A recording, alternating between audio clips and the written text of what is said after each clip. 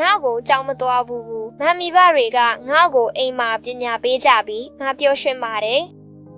ကျွန်ုပ်တို့သည် Congress Missionary ပို့ထူးများအဖွဲ့အစည်းမှဖြစ်ပါသည်အကြောင်းမှာကျွန်ုပ်တို့သည်ဖျားသခင်၏စကားကိုပြောရန်ဘာသာရေးအဖွဲ့မှငွေပေးချေမှုမရှိပါ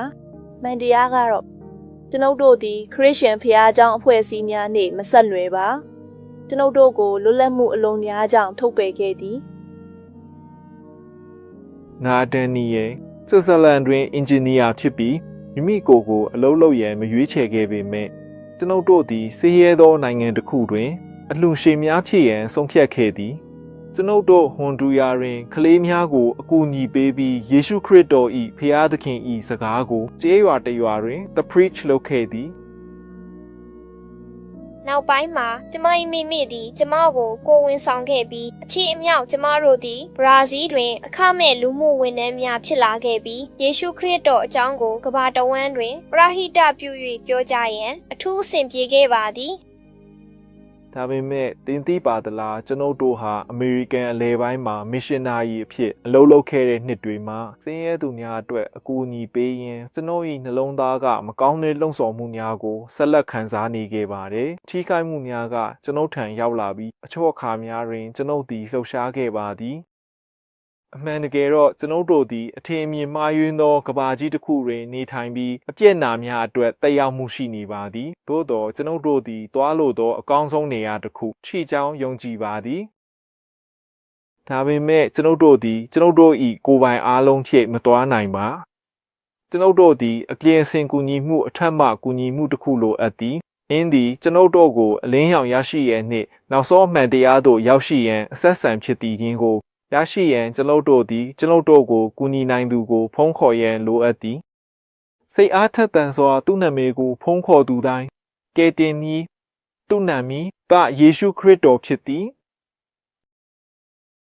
ဖျားသခင်သည်ဤကဘာကိုအထူးချစ်မြတ်နိုးခဲ့သည်ထို့ကြောင့်သူ၏တဦးတည်းသောသားဖြစ်သောယေရှုခရစ်တော်ကိုပေးခဲ့သည်ထို့သို့ယေရှုခရစ်တော်၌ယုံကြည်သူတိုင်းသည်နောက်ဆုံးအဆုတ်ရှင်းမှုမှကင်းလွတ်ပြီးအမြဲတမ်းဘဝရရှိနိုင်ပါစေPorque Deus amou o mundo de tal maneira que deu seu Filho unigênito para que todo aquele que nele crer não pereça,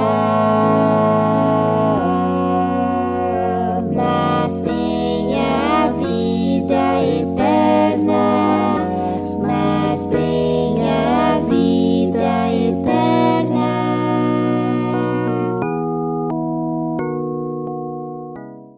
ဒါပေမဲ့တရားသခင်ကဘလို့လဲကျွန်ုပ်တို့သည်ဖျားသခင်၏ဖန်တီးမှုများဖြစ်ပြီးကိုယ်ပိုင်ဉာဏ်ရှိပြီးအတွေးခေါ်ရှိသောအရာများချစ်ကြသည်ထို့ကြောင့်ဖျားသခင်လည်းကိုယ်ပိုင်ဉာဏ်ရှိပြီးအချစ်ဖြင့်ကြည်နှက်သောအရာတစ်ခုဖြစ်ရမည်သူသည်ကိုယ်ပိုင်ဉာဏ်ရှိအချစ်ဖြင့်ကြည်နှက်သောအရာမဟုတ်ပါကအရာမဟုတ်သောအရာတစ်ခုကကိုယ်ပိုင်အရာတစ်ခုကိုခံတီးနိုင်မည်နီတင်သည်မှန်တကယ်ကြောင်တစ်ကောင်ကိုဖန်တီးနိုင်ခဲ့သောရိုဘိုက်တစ်ခုကိုသိပါသလားအရာဝတ္ထုမရှိသောအရာတစ်ခုက intelligent အရာတစ်ခုကိုထုတ်လုပ်နိုင်မလားအချစ်မရှိသောသူတစ်ယောက်ကအချစ်ဖြင့်အရာတစ်ခုကိုထုတ်လုပ်နိုင်မလားဒီကောင်မလေးကမကောင်းရင်ကျွန်တော်တို့ကိုအချမ်းဖက်ပြီးကွဲပြားစေမယ်။ဒါပေမဲ့သူမကကျွန်တော်တို့ကိုချစ်တာကြောင့်တောင်းပါတယ်။သူမကသူမရဲ့ချစ်ချင်းမြတ်တာကိုလက်ဖက်ရည်တောက်ပြီးကျွန်တော်တို့နားမှာရှိပြီးရင်ခုန်နေခြင်းထက်ပြသပါတယ်။ဒါပေမဲ့ငါမှငါမင်းကိုချစ်တယ်။ငါမင်းကိုချစ်တယ်ဆိုပြီးအစီအစဉ်ရေးထားတဲ့ရိုဘိုက်တစ်လုံးချိခဲ့ရင်ဘာဖြစ်မလဲ။အဲ့ဒါကအတူတူလား။အရန်ရေမောဖွယ်လား။အစာပိုင်းမှာအထူးစိတ်ဝင်စားပွဲဖြစ်မယ်။ဒါပေမဲ့ငါအဉဏ်ပင်ကြီးရည်မယ်။အထူးသဖြင့်အသက်ရှင်သောဉာဏ်ရည်ရှိသောတရိษံတစ်ကောင်နဲ့မနှိုင်းယှဉ်နိုင်ဘူး။သိလား။ဖျားသခင်ကလည်းရိုဘိုက်တွေကိုဖန်တီးမထားဘူး။သူဒီအချက်ကိုရွေးချယ်နိုင်သောအုံနောက်ရှိအစင်းမြင့်အရာဝတ္ထုများကိုဖန်တီးခဲ့သည်ဖျားသခင်ကကျွန်ုပ်တို့ကိုအထူးချစ်မြတ်နိုးပြီးကျုပ်တို့သည်သူ့ကိုအလိုလျောက်ဆုတောင်းခြင်းပြုလုပ်ရန်လိုချင်သည်ဖျားသခင်သည်ကျွန်ုပ်တို့ကိုလွတ်လပ်သောအကြံဉာဏ်သူ့ကိုဝန်ဆောင်မလားရွေးချယ်မှုကိုပေးသည် တင်းရဲ့ဖန်တီးမှုများအားလုံးတက်တေခံများပါဝင်အခွင့်အရေးလွတ်လပ်မှုရှိသည်အဆိုပါတက်တေခံများထဲမှတဦးသည်ဖျားသခင်ကိုမေးခွန်းထုတ်ရန်ဆုံးဖြတ်ခဲ့ပြီးအခြားတက်တေခံများကိုဖျားသခင်၏တန်ရှင်းသောဥပဒေပြီးတက်တေခံများအတွက်မလိုအပ်ကြောင်းပြောကြားခဲ့သည်ဖျားသခင်၏ရှင်းလင်းမှုများအတွက်လှုပ်ဆောင်မှုများပြီးလူစီဖာနှင့်သူ့အတူရှိသောအင်ဂျင်များသည်သူတို့၏အတွေးခေါ်များကိုဆက်လက်ထားရှိခဲ့သောကြောင့်တောင်းကင်မှအထွက်ခံခဲ့ရသည်ဖျားသခင်သည်လွတ်လပ်သောရွေးချယ်မှုကိုဆက်လက်ပေးခဲ့ပြီးပထမဆုံးလူသားများကိုဖန်တီးသောအခါစာတန်သည်လာရောက်ပြီးဤပါကိုလိမ်လည်ခဲ့သည်သူသည်အထူးသဖြင့်တစ်ပင်တစ်ခုမှစားပါကသူတို့၏မျက်စိများဖွင့်လှစ်မည်နှင့်အလေးအောင်ချစ်မည်ဟုပြောခဲ့သည်သူမသည်အလွှာလွှာအလင်းကိုရှာဖွေခဲ့ပြီးအထိမ့်မှတ်အိမ်အောင်ဖက်အတန်လဲတရားမဝင်သောအသီးကိုစားခဲ့သည်။ဒါကြောင့်သူတို့သည်မင်းငယ်အစင်မပြေစွာလူစီဖာသို့မဟုတ်စာတန်ဒိုင်ပို၏အခြားဆိုရနှင့်ပူးပေါင်းရန်ရွေးချယ်ခဲ့ကြသည်။ထိုအချိန်မှစ၍ကျွန်ုပ်တို့အကြားမကောင်းသောဆန္ဒများနှင့်လူသားများအကြားနာကျင်မှုများဖြစ်ပေါ်လာခဲ့သည်။ဒါပေမဲ့ဖျားသခင်၏အချစ်သည်အထူးကြီးမားခဲ့ပြီးသူသည်သူ၏သားကိုလူသားဖြစ်ရန်နှင့်ကျွန်ုပ်တို့အတွက်သေဆုံးရန်ပို့ခဲ့သည်ယေရှုခရစ်တော်သည်ဖျားသခင်အမြင်မရသောပုံရိပ်ဖြစ်သည်ယေရှုခရစ်တော်ကိုမြင်သူသည်ဖခင်ကိုမြင်သည်ယေရှုခရစ်တော်သည်33နှစ်ကြာအသက်ရှင်ခဲ့ပြီးအထင်ကြီးသောများစွာသောကြေညာချက်များအရသေဆုံးခဲ့သည်ဥပမာအိုင်ဇာယ53သူသည်ဖျားခံခဲ့ရသည်သူကိုဖိနှိပ်ခဲ့ပြီးအထီးခိုက်ခဲ့သည်သို့တော်သူသည်သူ့အဖျားကိုဖွင့်မထားခဲ့ပါ။အိုးလေးတစ်ကောင်ကိုအမိန့်ပေးထားသောမိအယ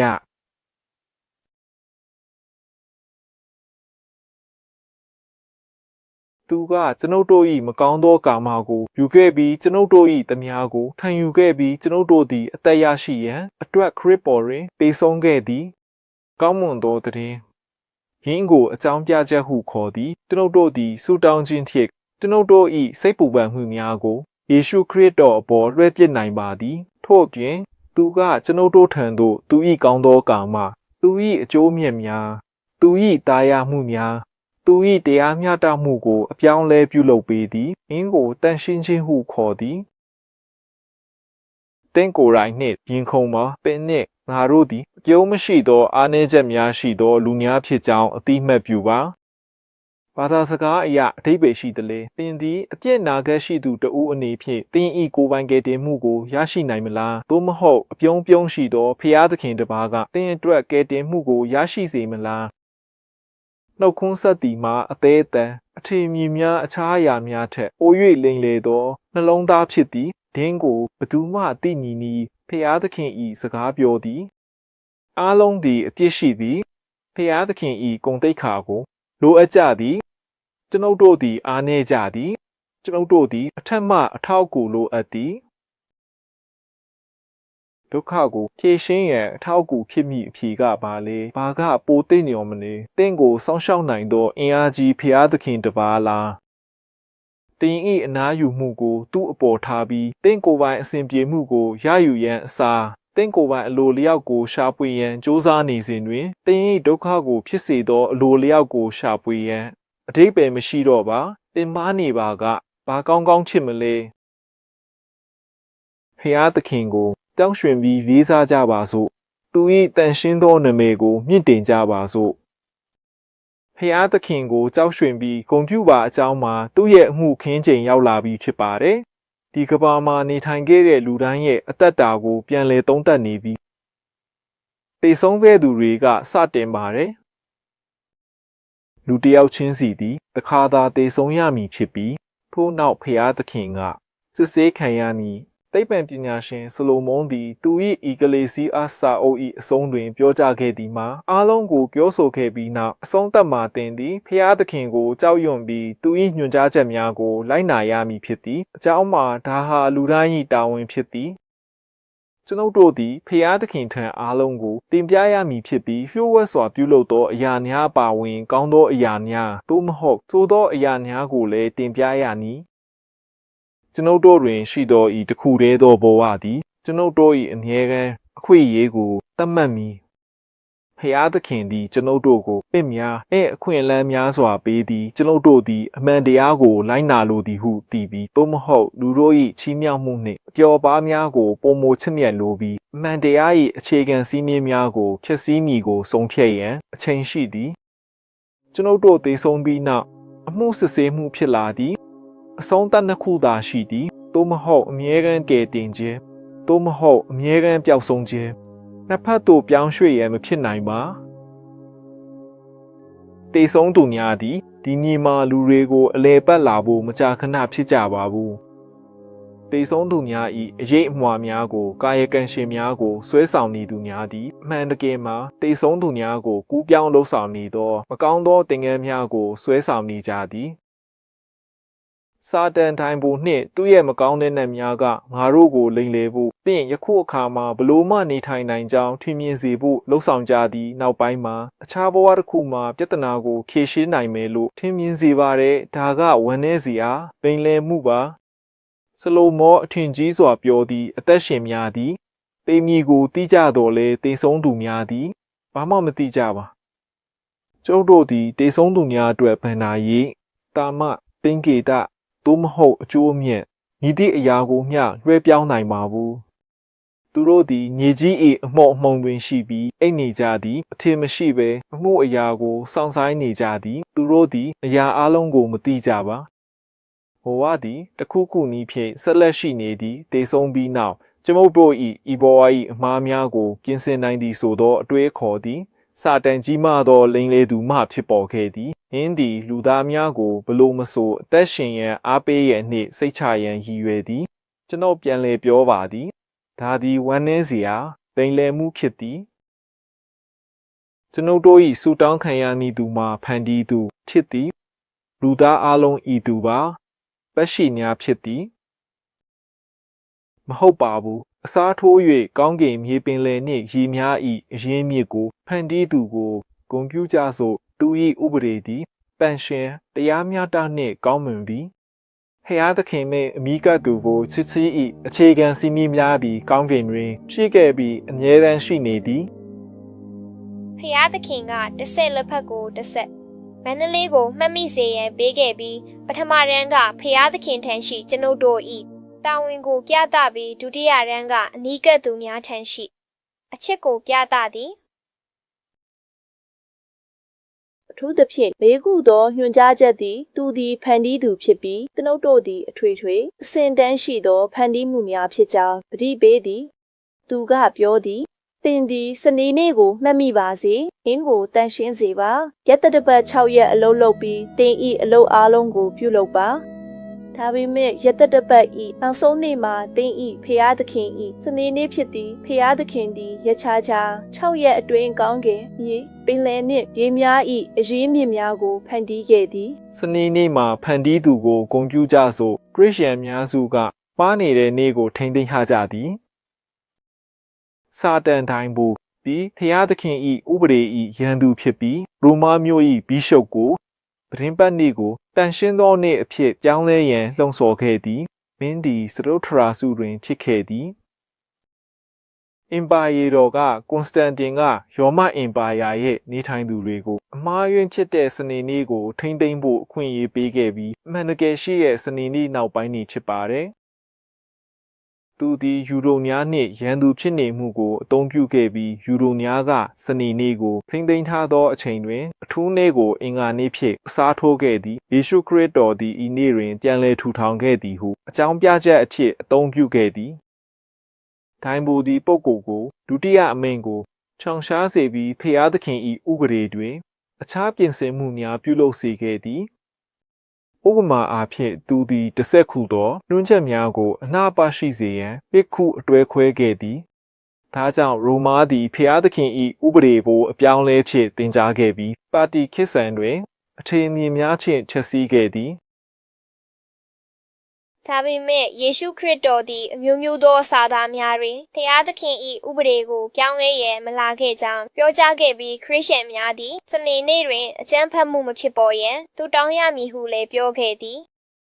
ဒီအမှုကိုယေရှုခရစ်တော်၏ပြန်လည်ထူထောင်မှုမှအများနှင့်အတူအချိန်များစွာအပြီးတွင်ဖြစ်ပွားခဲ့သည် ဖျားသခင်ဤတန်ရှင်းသောဥပဒေမူရင်းတစ်ဆက်ချက်ညွှန်ချက်များကိုလွှမ်းမိုးခြင်းကိုပြည်စိန်ဟုခေါ်သည်ปีခါတို့သည်ဖျားသခင်ဤတန်ရှင်းသောဥပဒေကိုချိုးဖောက်ရန်တုံးခတ်ခြင်းဖြစ်သည်ဖျားသခင်ယုံကြည်စိတ်ရှိပြီးကျွန်ုပ်တို့သည်တည်လျော်ခံနိုင်ရရှိသောအထက်တန်းအဆင့်များထက်ပို၍အားနည်းသောအပြစ်တရားဆန္ဒများကိုခံစားရစေခြင်းမရှိပါဒီအားကိုတတွင်ကျွန်ုပ်တို့သည်အပြစ်ဆိုသည်မှာအစင်းစင်ပါဖြစ်ကြောင်းကိုမြင်ရပါသည်လူတိုင်းသည်သူ၏ကိုယ်ပိုင်အာယုံခံမှုဖြင့်ဆွဲဆောင်ခံရပြီးလိန်လေခံရသောအခါတွင်အထူးသဖြင့်စမ်းသပ်ခံရသည်ဒါကြောင့်ဒီစိတ်လှုပ်ရှားမှုသို့မဟုတ်အချစ်သို့မဟုတ်အလိုလျောက်စိတ်ဖန်တီးပြီးနောက်အပြစ်ကိုမွေးဖွားသည်အပြစ်သည်အပြီးသက်ခံရသောအခါတေဆုံးမှုကိုကိစ္စသည်အဆိုပါအကြောင်းရင်းမှာအလိုလျောက်စိတ်လှုပ်ရှားမှုရှိခြင်းသည်အပြစ်မဟုတ်ပါဒါပေမဲ့စိတ်ကိုဖယ်ရှားဖို့အစားစိတ်ကိုချစ်မြတ်နိုးပြီးအာယုံဆိုင်ရင်ဒါဟာအပြစ်ဖြစ်လာတယ်ယခုဖျားသခင်သည်ကျွန်ုပ်တို့ကိုအကျိုးရှိသောအရာများကိုတွဲချရန်မလိုအပ်ပါသူသည်လှုပ်ဆောင်သည့်အရာတိုင်းတွင်သူ၏သားသမီးများ၏ကောင်းမွန်မှုကိုရည်ရွယ်ထားသည်အထူးသဖြင့်ယေရှုခရစ်တော်ကိုလက်ခံမထားသောလူတိုင်းသည်သူတို့ကိုယ်ပိုင်ဆန္ဒများထက်များစွာကောင်းမွန်သောအရာများကိုပေးနိုင်သောသူဖြစ်ကြောင်းသိရှိနိုင်ခဲ့ရင်ကောင်းမယ်လူသားသည်ဖျားသခင်၏အလိုလျောက်ကိုစန့်ကျင်၍စဉ်းစားခြင်းနှင့်လှုပ်ဆောင်ခြင်းဖြင့်ကိုယ်တိုင်အတွက်အကြီးမားဆုံးသောအထိခိုက်မှုများနှင့်အကြီးမားဆုံးသောအမှားယွင်းများကိုဖြစ်စေသည်တဦးတယောက်သည်မြည်သည့်အရာကိုအကောင်းဆုံးဖြစ်စေမည်ကိုသိပြီးသူ၏ဖန်တီးမှုများ၏အကျိုးကိုဆန္ဒပြုသောသူကသတ်မှတ်ထားသောလမ်းကြောင်းတွင်အမှန်တကယ်သောပျော်ရွှင်မှုမရှိပါလမ်းကြောင်းကိုချိုးဖျက်ခြင်းသည်မုန်းတီးမှုနှင့်ဖျက်ဆီးမှုသာဥတည်စေပါသည်ဒါပေမဲ့တင်သည်ဖန်တီးသူကိုဂုဏ်ပြုလိုပါကပြင်သူ့အားသစွာရှိလိုပါကပင်၏အပြစ်များမှတန့်စင်ရဲ့လိုအပ်သည်ကိုအတိမတ်ပြုရမည်ပင်သည်ရေထဲတွင်အလုံးစုံရေချိုးခြင်းဖြင့်ဘာသာ baptist လုပ်ရမည်ယေရှုခရစ်တော်ကပြောသည့်ယုံကြည်ပြီးရေဘက်ထိုးလင်ကဲ့တင်မည်သို့တော်ယုံကြည်မထားလျင်အမှုထမ်းခံရမည်ရိုမာ၏ကျူးလွန်သောစနစ်သည်မျက်နှာပြင်ပေါ်တွင်ရေချိုးချိန်အနည်းငယ်သာလိုအပ်သည်ဟုဆိုသည်သို့တော်မဟုတ်ပါ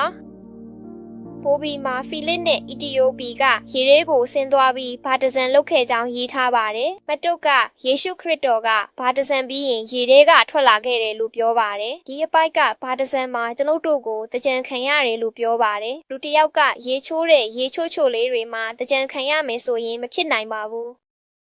ဘတ်တဆမင်းသည်ကျွန်ုပ်တို့သည်တိတ်ဆုံးမည်ကျွန်ုပ်တို့၏အလိုလျောက်နှင့်မကောင်းသောဆန္ဒများကိုမြေထဲသို့အထိမ်းအမှတ်ပြု၍ဖျားသခင်အတွက်အသက်ရှင်မည်ဟုအဓိပ္ပာယ်ရသည်တင်းဘာသာစကားဖြင့်ပိုးပြီးတအုပ်ရယူပါအကြောင်းအရာကိုဖြော့လွှာထားသောအစစ်မြင့်ပါရှင်းများကိုရှောင်ကျဉ်ပါဒါပေမဲ့စာသားများကိုပုံမမှန်တန်စွာရှာဖွေရန်ကြိုးစားပါထို့အပြင်ယခုလင်းတွင်ယေရှုခရစ်တော်စီသို့တွားရောက်ရန်လမ်းညွှန်ချက်များကိုအနည်းငယ်အေးစစ်စစ်ဖတ်ရှုနိုင်ရန်စာအုပ်တအုပ်ထည့်သွင်းထားပါမည်သင်သည်ဤဗီဒီယို၃ပုဒ်၏အခြားပိုင်းများကိုကြည့်ရှုရန်ဆက်လက်မလုပ်သင့်ပါအထူးသဖြင့်ဤခြေခံကိုကောင်းစွာနားလည်ပြီးသဘောပေါက်မည်ဖြစ်ပါစေမဟုတ်ရင်အစာအိမ်ပျက်စီးမှုဖြစ်နိုင်ပါသည်ဤစာမျက်နှာသို့တွားပြီး electronic စာအုပ်ကို download ပါဤအထူးဖိုင်ကိုဖွင့်ရန်သင်ဤဖုန်းတွင်အထက်ပါအတိုင်း electronic စာအုပ်ဖတ်ရန်အတွက်ဖတ်ဆက်တစ်ခုတက်ဆင်ထားရန်အကြံပြုပါသည်နောက်ဆုံးခါမှာ brief ကို download လုပ်ပါဒီစာအုပ်ကသင်ကိုမျက်နှာဖုံးဖွင့်ပြီးအမှောင်မှအလင်းသို့စာတန်ဤအာနာမှဖျားသခင်သို့ပြောင်းလဲစေမည်ကဘာလုံးဆိုင်ရာကိုရရှိရင်တင်းဝိညာဉ်ကိုသုံးရှုံးရင်ဘာအကျိုးရှိလဲလူတစ်ယောက်သည်သူ့ဝိညာဉ်အတွက်ဘာကိုပေးမလဲတင်းဤဘဝကိုအထီးခိုက်နေသောဒီမွန်တကောင်ရှိပါကပင်သည်အခါအားလျော်စွာအေးမြသောလေအေးမြသောလေကိုခံစားရနိုင်ပြီးမြဲတမ်းအင်ဂျီဝိယုံလိုအပ်ပြီးအေးမြမှုကိုခံစားရနိုင်သည်ငါသည်ယခုအခါတင်းနှင့်အတူလွတ်မြောက်ရေးဆုတောင်းခြင်းကိုပြုလုပ်လိုပါသည်အထူးသဖြင့်ဤအမှုအတွက်ယေရှုခရစ်တော်သည်သင်ကိုအမှောင်မှအလင်းသို့လွတ်မြောက်စေပါစေထို့ကြောင့်ကျွန်ုပ်တို့သည်ဖျားသခင်နှင့်စကားပြောရန်ပူကောင်းချရန်တွားကြရအောင်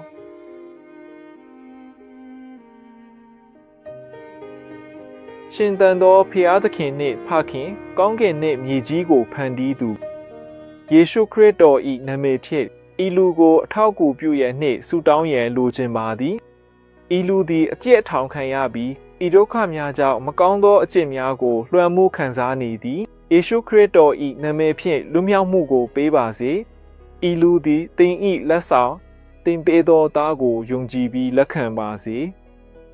အထက်ပါအကြောင်းအရာအတွက်ယေရှုအထူးတင်ပါတယ်ဖခင်သင်၏ဂရုဏာနှင့်သင်၏ကရုဏာအတွက်သင်အိမ်လေးကိုလာပါစေလူများကို Passos Para Christus စာအုပ်မှတဆင့်ကယ်တင်မှုသို့ဦးဆောင်ပါစေယေရှုခရစ်တော်၏နာမည်ဖြင့်ကျွန်ုပ်တို့ဆုတောင်းပါသည်အာမင်